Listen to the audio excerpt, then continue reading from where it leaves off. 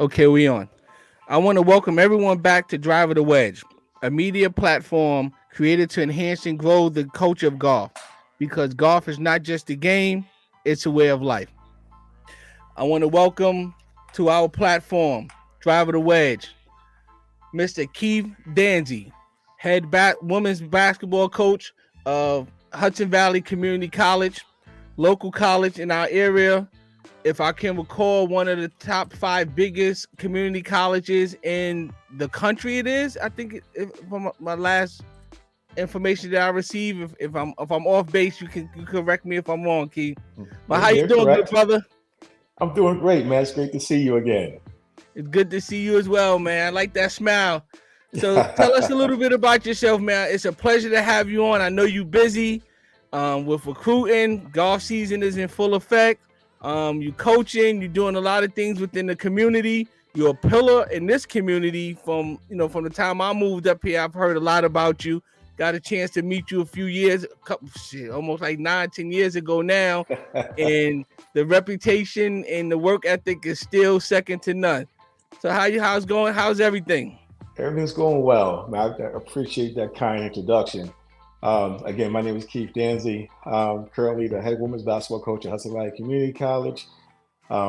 Before that, I ran a program called the Citywide Program for about 20 some odd years, where I placed well over 100 young ladies into Division One opportunity scholarships throughout the country. Our latest young lady from Syracuse University, which is Diaja Fair, was just drafted to the Las Vegas Aces, and she just made the roster. So we're super excited about her and her journey. Um, Currently work for Hudson Valley Community College. I work for the charter of the EOC, which is the Educational Opportunity Center, where we supply opportunities for educational disenfranchised individuals to pursue different career paths. And I'm currently the college and career coordinator for that particular for the EOC at this moment. Aside from that, I'm just an avid golfer who loves the golf. Yeah. I do some officiating on the side as well, so I just love to stay involved in the game. And as you said, I'm currently recruiting every single day. There's no days off when it comes to that. 100%. Mhm. So let me ask you this, because we just got done with the NCAA tournament, Mm. women's college basketball. I know that's your field of expertise. I haven't seen this level of excitement in women's college basketball. I want to say probably it may have Forever. been the Tennessee Shamika Holslaw Oh, okay. time. That was real big. UConn as well. What was your thoughts in what do you feel about this last upcoming season as far as the college basketball, women's college basketball landscape is concerned? I thought it was historical, groundbreaking, super excited for women's basketball. For a person I've been doing women's basketball probably 20, over like 25 years, I'd say, just in grassroots basketball, and just to see the level of interest from all parties, from your occasional watcher to your people who are fanatics about the sport, and just to see the growth and the much deserving attention that women's basketball is now getting. It's just, it just brings joy to my heart that these young ladies are getting the attention and much deserved attention that they're getting. Hmm. Okay. Um, where would you rank Caitlin Clark historically? I mean, she's up there in the top of the greats. I mean, um, you know, many people have different, viewpoints on why she's getting the attention, but at the end of the day, you got to put the ball in the hole, right? And you have to change, um, you know, the culture of Iowa. She did some things which are monumental or historical, and Mhm. I think she's deserving of all the accolades that she's received thus far. Now the Mm. WNBA is a whole other animal, right? Yeah, But collegiately, she's a goat. Will be considered as one of the top ever, in my got you. opinion. Okay. All right. So let's get into, the name of the podcast is Driver the Wedge. Let's get into your golf prowess, your golf introduction, and things of that nature. How did you get involved in the game of golf? What was your introduction? My introduction was with like my actually the person who got me doing coaching basketball is my god brother Willie Wakefield. He gave me my first set of clubs and told me to go out here and see what I could do with them. And at that time, Tiger Woods is super influential in my life. And seeing that young man change the world of golf, I got the bug early once I saw that, and I was just forever a fan, and I was always trying to get better every day. Um, and from I would say this point on, from that point on to now, I'm still chasing, that trying to improve my game, because Okay. it seemed like the goalpost is forever moving for me.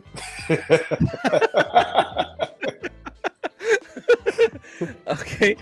How has the game benefited you? I've been able to meet some phenomenal people. I've been able to just play some historical courses across the country and outside of the country, and I just the amount of great people I've met over the last 20 some odd years is just monumental in my life. Great people like yourself, who I consider a friend, and I just I'm just so appreciative of what golf has done for me. Okay. What are some of the best courses you played? Oh my goodness.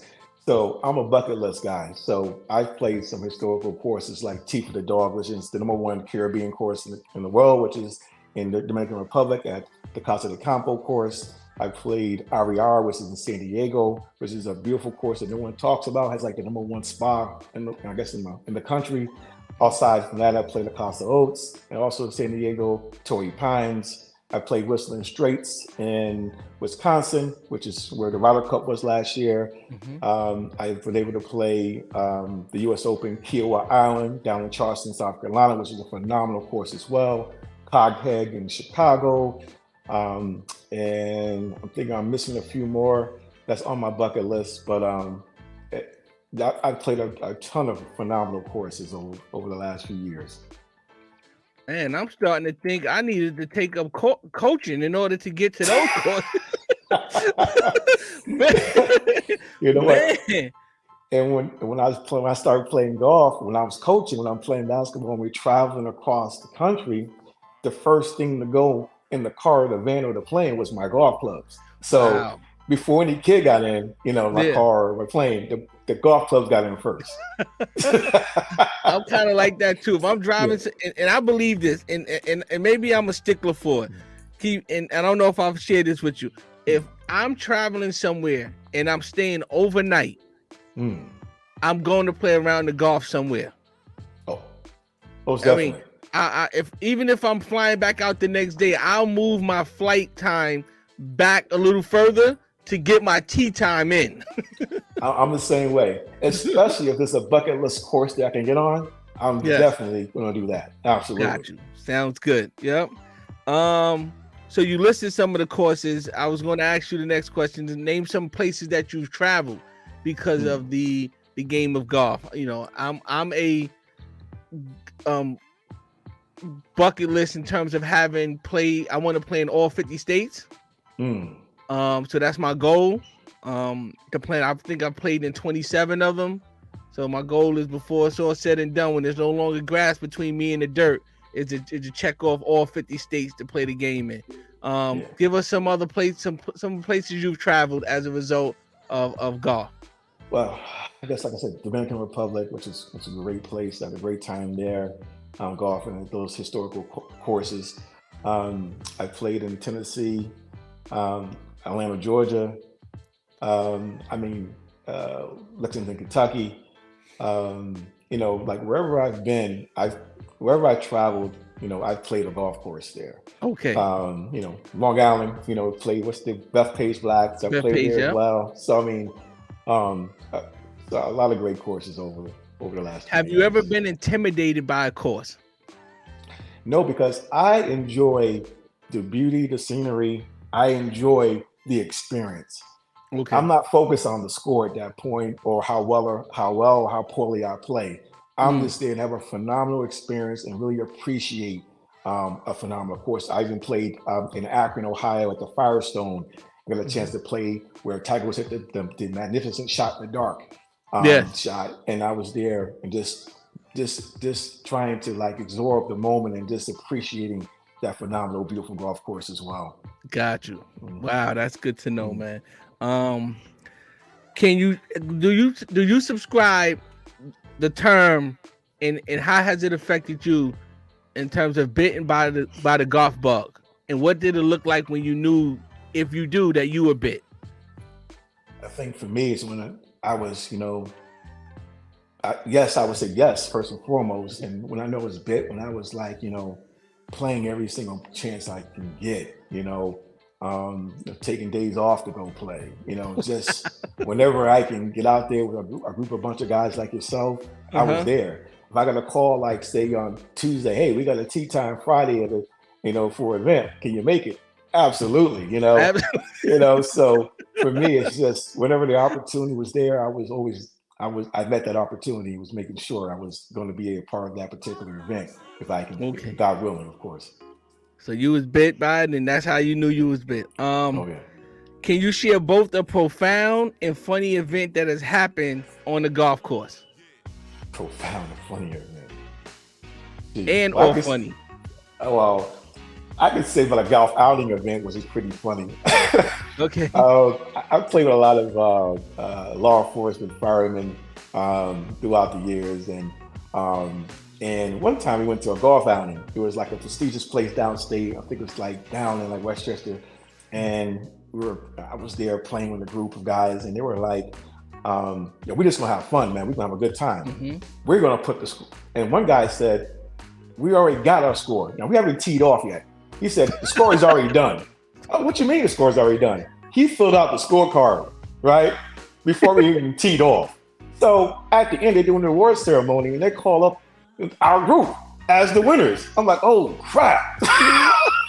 So we're at the tip looking at ourselves like, oh my God, they just give us a trophy? So we go up there, take the trophy, and we pose it for the picture. I felt so bad. We were a little inebriated, drinking, having a great time. And my buddy just filled out the freaking scorecard without us even taking one swing. I was like, that's law enforcement for you, I tell you. I've never heard that before. But let me ask you a question. Did y'all play Did y'all play? We played the chorus. Oh, okay. We had a great time. Yeah. We didn't keep score. We had a phenomenal time. I think we played pretty well, but we really had a great time enjoying the chorus. But the scorecard was filled out before we took one swing. Oh, that's hilarious. Oh, nuts. Yo, that's funny. That is funny. All right, so let me ask you. So how long have you been playing? Just give me a number. Yeah. About 20 years. About 20 years. Yeah. Do you have any advice or recommendations for a new golfer? I would say, unlike myself, I would say take lessons first and invest in a good quality set of clubs. Because when you start off first trying to teach yourself how to play, you develop a lot of bad habits. Then you gotta go see a professional and try to fix those bad habits. So you're working twice as hard to get back to, some sort of like consistent swing. It's difficult when you try to, doctor yourself in a sense. Again, we have to trust our PGA, members and use their guidance and help them to give us great fundamentals. Like in any other sport, you need to start off with great fundamentals. Mm-hmm. And I think if I would have did that, I think I'd be better off today. And I try to teach myself, which, I'm not a great golf teacher. I'll say that. But you know what? Whenever we playing in the foursome and we care about the people we playing with, we become the best fake Haneys that there is, especially to help each other play better. Absolutely. You observe something that don't look right in the swing or part of something. Hey, D, I think you should try, and vice versa. That's just what we do because at the end of the day, we all want to see each other play good golf. Absolutely. You know what I'm saying? And I call it being fake Haneys. Like fake Haney. No doubt. All right. What's in your blood? What's in your bag? Like what's your club makeup? And what's your favorite club? If you have to, what's your go-to club? First, what's in your bag, and then what's your go-to club? Well, for me, I always say my go-to club is any club I pay for. I keep in my bag. So Okay. I like to hit every single club in my bag. So great for me, point. I don't have a favorite club, but I love pulling on that big stick when I hit it. When I hit it well, it's a good day. Yeah. And then when I start to struggle with it, it really affects my score and my mentality. How I approach the game. So I need to do a better job of just scaling it back and just trying to like hit the club hit really well, like my mid irons, my six and my my 5 irons, and start really Mm-hmm. using those irons a little bit more, and so I can Okay. score better. Okay. Mhm. Um, one thing you know now about golf that you wish you knew years ago. I mean, I just wish it was more that was accessible to me. Mm. As you know, we were young, playing football, basketball, and baseball, right? And never in my mind would I thought I would be playing golf, at this stage of my life. I just wish, the game was. I just wish I was more had more accessibility to that game at an earlier age. Okay, that's great. All right, so I want to ask you to speak into your your organization, your profession, what you do. Give us some more insight. Because even though we're here to talk about golf, I always say that golf and life is a microcosm of each other. Um, and it also linking it links our social, recreational, professional endeavors together.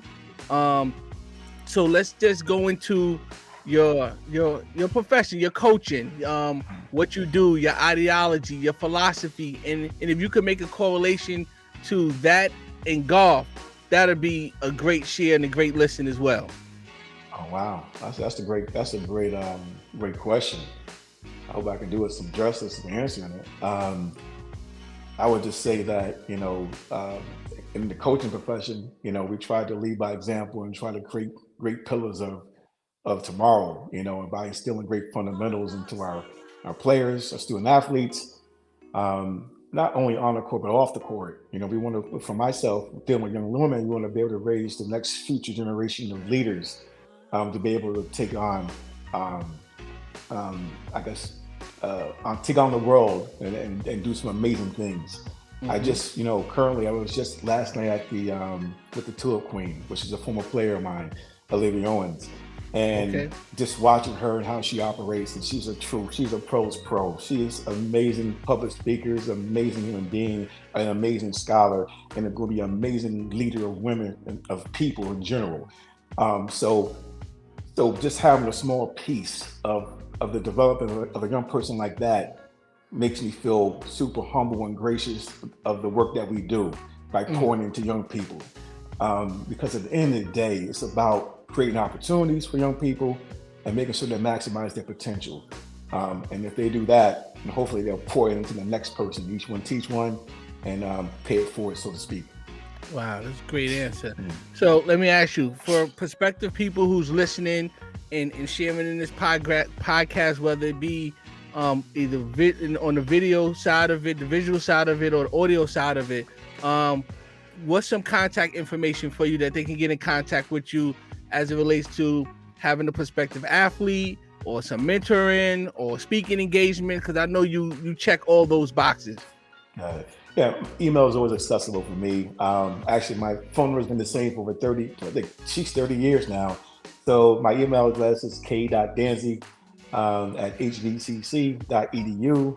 And my contact number is 518-429-9536. If you Google my name, all the information pops up. Nothing's changed in over 30 years.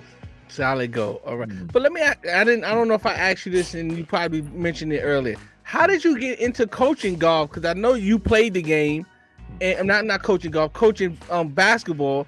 And why did you choose women? Why did you choose ladies? Well, the same person who introduced me to golf had a daughter named Kiana Wakefield, one of our local legends, Mm-hmm. who was needed a coach and wasn't happy with the situation she was in. So they asked me. I wasn't doing anything. I had just graduated from college back in '95, and it's like, hey, would you mind coaching my daughter? And I said, hey, why not? So I took that little team, in a program called U.S. Lady Hoopsters, and we took that team, grabbed some of the young ladies around the area, and built a pretty formidable team that became a national power. We were able to get a Adidas sponsorship, and back in those days, it was super hard to get a sponsorship. Mm. So we were like one of the first, probably the first team in this area to get an Adidas sponsorship, Mm-hmm. and it took care of a lot of our apparel needs. They Yes. were non, financial sponsorships, but still. it was one less bill we had to take care of, Mm-hmm. which was equipping young ladies with the gear that they needed to put on their back, so to speak. He asked me to do that, and next the rest is history. I've been coaching. I've been retiring every year for like 24 years. I was retiring. I was only going to do it for 1 year. Yeah. And every year, a new parent would say, "Can you help my child?" And every year, you stay one more year. You stay one more year. And then even to the great Olivia Owens credit, when we were with Nike UIBL, and I was done. We were no longer part of the Nike UIBL. I said, "No, I had a great run, 20 some odd years. I'm done." And Miss Olivia Owens, to her credit, goes, "Coach, if you ain't going to coach me, I ain't playing no more." And she was Wow. that serious. And that's how much she cared for me, how much we poured into her. Mm-hmm. And I was going, at that point, she was already being sought after by, over 50 Division I schools across the country. Mm-hmm. And she refused to play for anyone else but myself. So I continued to go on and to rebuild the citywide program and do some amazing things with that group. Out of that group came, the Elijah Fair, who just got drafted to the WNBA, and some other young ladies who got Division I scholarships as well across the country. So it's just been a great ride, helping a lot of people along the way. Okay, so now I'm gonna put you on this spot a little bit, and I know,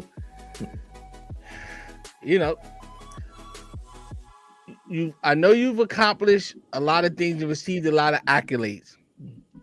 If you have to identify one thing in particular, what is your proudest moment?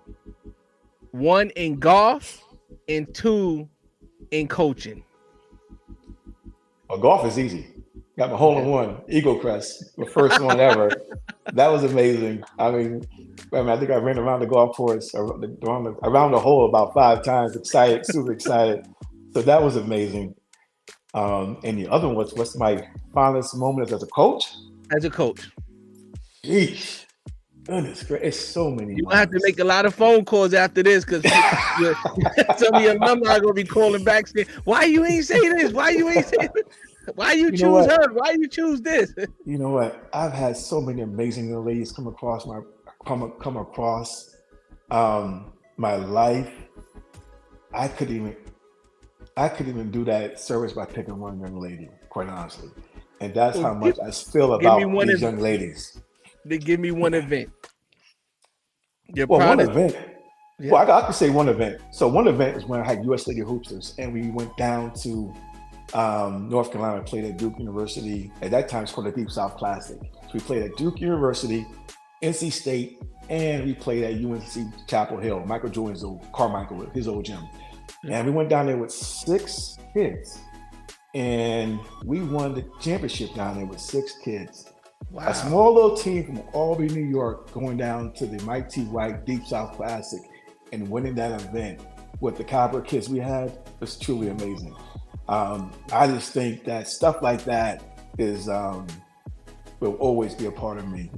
The kind of kids we had that just had that grit and just wanted to win and prove themselves. And we were nobody. We were nobody from Albany, just there trying to make a name for ourselves. And those young ladies were super hungry, hardworking, and they just worked super hard. And they were just a phenomenal group that we had.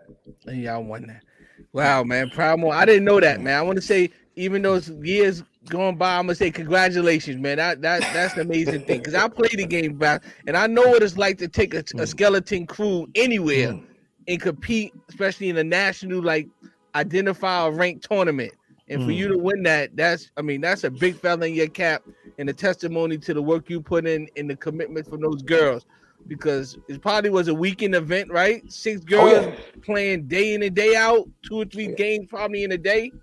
Absolutely, 2 games a day, and we're down there for I think down for 3-4 days actually. Wow. Back in those days, big guy. It's an amazing time in girls basketball. And I would say back then it's a much different time than today, where we have so many watered down teams. Back in those days, you had 2. When you say Team Texas and Team Wisconsin and Team whatever, they were the best from their state. You know, now it's a little different. Everybody has a team. So everybody has a team. So win back in those days really meant a lot. Solid. All right, we're gonna transition into a segment called Rapid Fire. And then rapid fire, Keith, I'm gonna give you an option. You got to choose one or the other. And then if I say press play, I'm pressing play. That means expand on why you chose that one. Okay. Okay. All right. So in rapid fire, of course, the name of the podcast is Driver to Wedge. Driver or wedge? I love my driver, but I gotta go with the wedge. Okay. Ride or walk? It depends. If I'm just playing golf that day and nothing else, I would walk. But since I do a lot of different things, like I will play golf and then I go officiate basketball games, then I will ride to kind of conserve some energy. Okay. Practice or play? Practice. When watching golf, do you prefer to watch men or women golf? Women. Why? Press play. I'm pressing play. Absolutely. Because their tempo, the mechanics, the beauty of the swing is effortless. They're elegant in how they swing the club. Okay. A consistent driver, meaning on average anywhere between 245 to 275. We like to say we hitting at 300, but the average golfer hit the ball 220 yards at their driver. So, or a hot putter. Meaning you make everything within 10 to 12 feet. Oh, hot putter, definitely. Okay. Absolutely. When on the golf course, do you bring food or snacks or do you purchase at the course? I like to bring my own just to keep it moving. For me, it's about pace of play. And I hate stopping, and having a break, I really rather just bring my own food. And it's ironic that you said about the pace of play. And I would think I was having this conversation with another associate of ours. You are one of the fastest golfers that we play with. You do play quick. Yes. And with you bringing that up, it just made me think about the conversation I had about a week ago with someone. Keith does play fast. Yes. Shorts or pants? Pants. Okay. What would be your dream foursome? Oh, my dream. Jeez. My dream foursome. That's a great question. That's why you're on the podcast. I would say, my pops. Okay. Even though he never played the game, but I think he would appreciate it. I would say Tiger Woods. I would say Mr. Powell, who had the black-owned golf course in Clearview, Ohio. Yes. Yep. Clearview. Clearview, yes. Yep. I played that course. Did you really? I played as well. Yep. So I got a chance to meet Renee, his wife, his daughter as well, which is pretty awesome as well. And the fourth person, I would say my son. Okay, so you got Tiger, your dad, yourself, and Mr. Powell. Yeah. Okay, all right. Okay. What is better for golf? A dominant player or a competitive field? Competitive fields. Who wants to watch a horse by itself dominating everybody? You want to see a competitive field where everybody's going at it, because that creates suspense, excitement. Even in the generation of Tiger that you came up in? Well, again, I'm a Tiger fan, and I did like the fact that people push Tiger as well to create great moments. Like if Tiger was dominant, That's a great. That's the diamond. That's what forged the diamond. The other great players caused him to shine even brighter because he was able to achieve such a great monumental status in spite of all the other great caliber players in this field. Like that. Great answer. Okay, so I'm going to ask you some questions about basketball now. You ready? It's still going to be in the same rapid fire, okay? Okay. A multi-year, multi-million-dollar contract or a national championship? Oh, multi-million-dollar contract. I'll buy me a championship ring.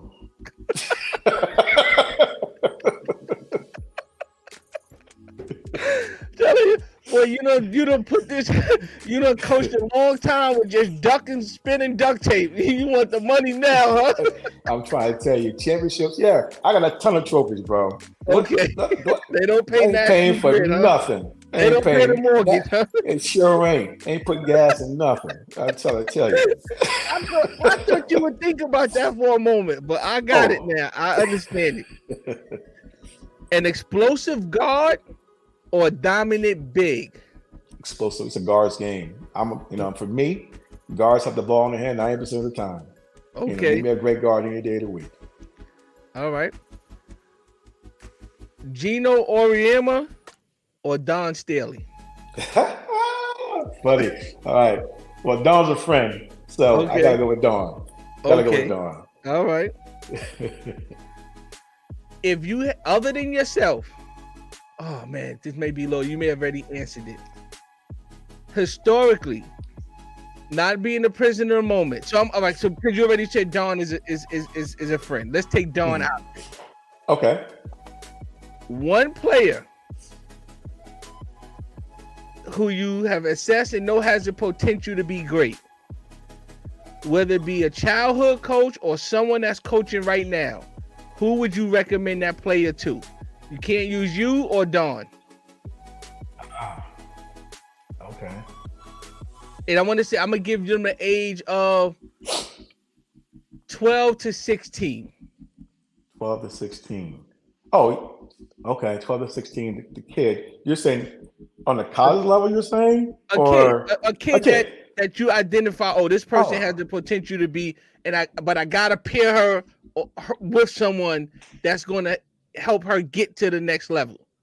And it could be someone from your childhood who's coached you, or it could be someone at the highest level other than yourself or Dawn. You know what? I'm going to pick a guy.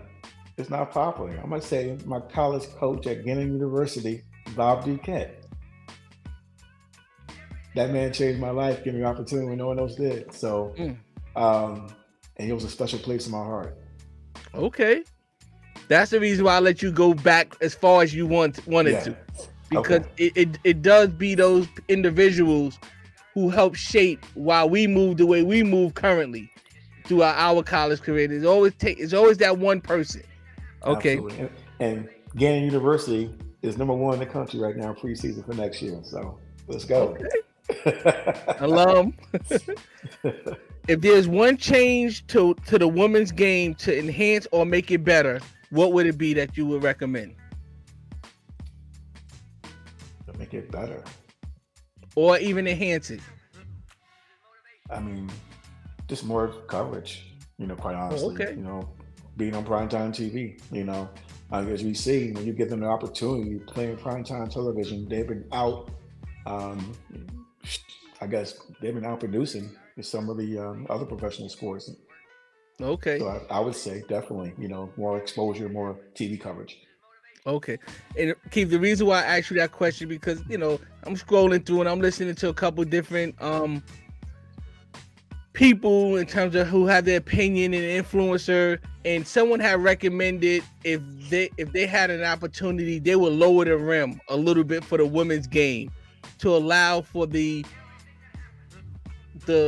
appearance of more athletic, more powerful plays in terms of dunking and playing above the rim, that they think that would enhance it or that would bring more eyeballs to it. So that's what drove the essence of that question. I can speak to that as well. I would say, for me, the evolution of the game is going that way anyway, right? We got young ladies above the rim now, flying up there, dunking the ball, and I think as time permits, we'll see a lot more athleticism be introduced into the women's game, even more so than already been. Candace Parker's been dunking, Lisa Leslie, and we got these young ladies in high school now dunking. So it's going to become more familiar as the years pass. Okay. All right. So Keith, before I get you out of here, I want you to sell your program. Let a potential recruit know what is it that your program and you bring to the table as far as becoming involved with your program. I would just say Hudson Valley Community College is a phenomenal place, not only athletically, but academically. We're Harvard on the Hudson for a reason. And many times, young people in our area neglect the value of that hidden gem of Hudson Valley Community College. Mhm. I would say, young people, take advantage of that great institution academically. And then the athletic side, you not only get even though we play at the level, you get the opportunity to play up on the scholarship level. And I'm not speaking like, just going out there. I played Hudson Valley Community College myself. I was a Division III All-American, Player of the Year of the conference, had over 10 to 15 scholarship offers after only playing 1 year. Mm. So that's proof of concept. So again, and you also get, for me, for just being so connected in the AAU travel ball world, that once we do identify you as a scholarship athlete, I can then advocate for you to get an opportunity to play at a higher level. So you Yeah. get the best of both worlds playing with us. You get a great brand of basketball. You're gonna be coached super hard. You're gonna be taught the game the right way and play the game the right way. We'll have some fun at the same time. But at the same time, we're gonna love on you and do everything we can in our power to help you in your journey in life. Again, and once you're part of my family, you're part of our family forever. Yes, And at the end of the day, come be a Viking. We need you. We want you. We want to help you. that's right. And I need to also add, I'm also a Hudson Valley alum as well. Alumni. What's up, Yes, alum? sir. Yes, sir. All right, Keith. Hey, want to thank you for being a part of the program, for coming, sharing your story, golf, basketball, life, because it's a microcosm of one another. Much appreciative. You're always invited to come on. Any updates, any information, or any follow up. Share not only your coaching and your recruiting and your professional, but also your golf stories. I know you have a lot of funny ones. I Oh, can't yeah. believe that you won a tournament before you even swung a golf club. All right. So I want to thank everyone for sharing in this experience to grow the culture of golf. I humbly ask that if you like and benefit from Driver to Wedge content, that you subscribe, like, and share. I sign off by saying, if you want to get better at golf, let's get better at life. Thank you. Thank Peace you, and Keith. blessings, everyone. Thank you. Have a good night.